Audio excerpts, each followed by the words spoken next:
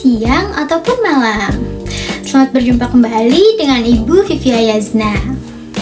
Pada hari ini kita akan mempelajari mengenai teks cerita fantasi.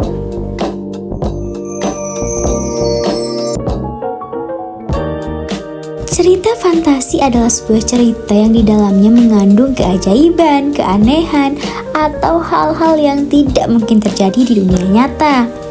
Tokoh dalam cerita fantasi bisa berupa manusia, hewan, atau bahkan benda mati yang diberi sifat hidup, seperti bisa berbicara, berpikir, dan bertindak layaknya manusia.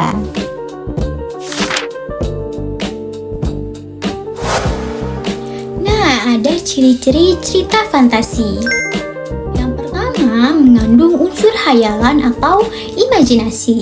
Yang kedua, tokoh dapat memiliki kekuatan ajaib yang bersifat mustahil. Dan yang ketiga, latar cerita bisa menembus ruang, waktu, atau dimensi lain. Yang keempat, bersifat fiksi dan kebenarannya tidak dapat dibuktikan. Dan yang terakhir, mengandung pesan moral atau nilai kehidupan. Selanjutnya ada unsur-unsur teks cerita fantasi. Yang pertama ada tema, yaitu gagasan utama atau ide pokok dalam cerita.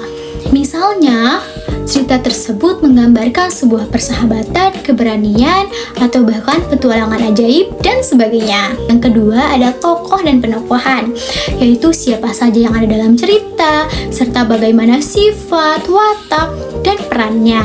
Bisa manusia, hewan, bahkan benda mati yang dihidupkan. Lalu ada alur atau plot, jalannya cerita dari awal sampai akhir. Biasanya ada orientasi, sebuah pengenalan awal dalam cerita. Yang kedua ada komplikasi, yaitu permasalahan yang ada dalam cerita. Dan resolusi, yaitu sebuah penyelesaian dalam cerita. Nah, lalu selanjutnya ada latar atau setting, yang terdiri dari latar tempat, waktu, dan suasana yang mendukung jalannya cerita.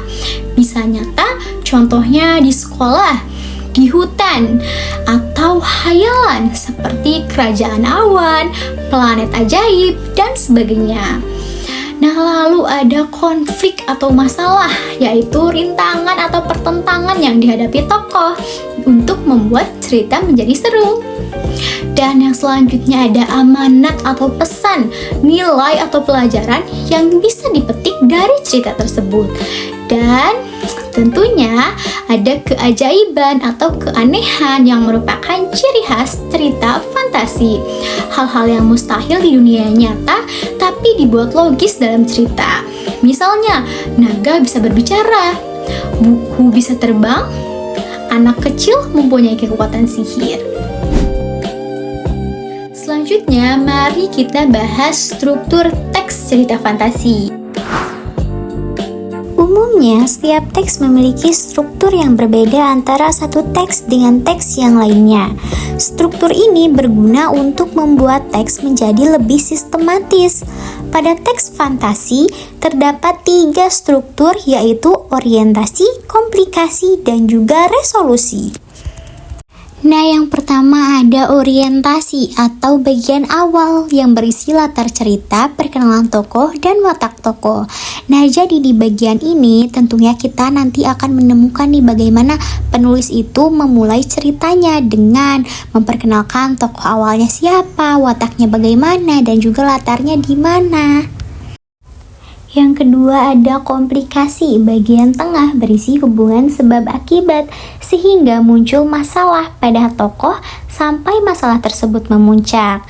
Nah, di komplikasi ini berisi permasalahan-permasalahan yang dialami oleh tokoh-tokoh dalam cerita tersebut ya.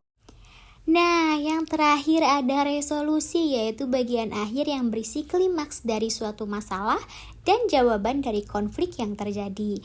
Nah, di resolusi inilah penulis menuliskan penyelesaian-penyelesaian masalah yang terjadi di komplikasi.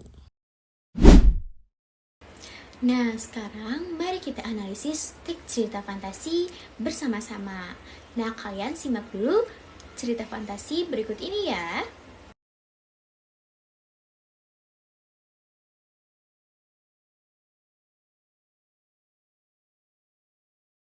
Sekarang mari kita analisis teks cerita fantasi bersama-sama. Nah, paragraf pertama termasuk ke dalam struktur orientasi karena ditandai dari pengenalan tokoh, tempat, dan situasi awal. Nah, Arka diperkenalkan sebagai anak yang suka membaca buku di perpustakaan Desa Cempaka. Informasi ini menunjukkan latar dan keadaan sebelum munculnya masalah, sehingga termasuk orientasi karena fungsinya memang untuk memberikan gambaran awal tentang dunia cerita dan tokohnya. Nah, selanjutnya paragraf kedua, ini termasuk ke dalam struktur komplikasi karena disinilah muncul konflik utama yang membuat tokoh berada dalam bahaya dan menimbulkan masalah yang harus diselesaikan. Ketika Arka menemukan jam pasir berukir naga emas dan mulai mengalami kejadian-kejadian tidak biasa seperti berpindah ke dunia lain. Ketegangan memuncak saat ia masuk ke dunia gelap dan makhluk-makhluk bayangan berusaha merebut jam pasir tersebut. Nah, selanjutnya paragraf ketiga termasuk ke dalam resolusi karena di sini masalah diselesaikan, konflik mereda, dan tokoh kembali ke keadaan yang aman. Nah, terlihat ketika Arka menggunakan doa dari buku tua untuk mengaktifkan kembali jam pasir dan cahaya emas mengusir makhluk kegelapan, dan akhirnya ia berhasil kembali ke desanya dengan selamat. Semoga kalian senang dan tentunya paham ya dengan pembelajaran pada hari ini mengenai teks cerita fantasi. Sekian pembelajaran dari Ibu. Sampai jumpa kembali.